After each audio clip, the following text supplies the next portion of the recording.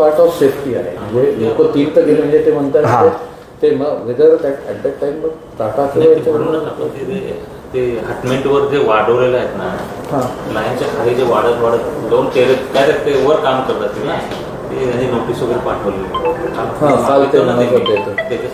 ठीक आहे. आता माझं म्हणणं असं आहे की तिसरी घटनाही घडलेली आहे. ठीक आहे.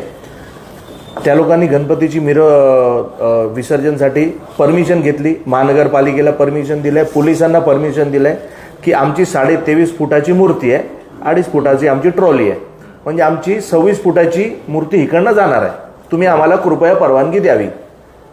महानगरपालिकेने परवानगी दिली, पोलिसांनी परवानगी दिली. त्यांची काही चूक नाही यामध्ये.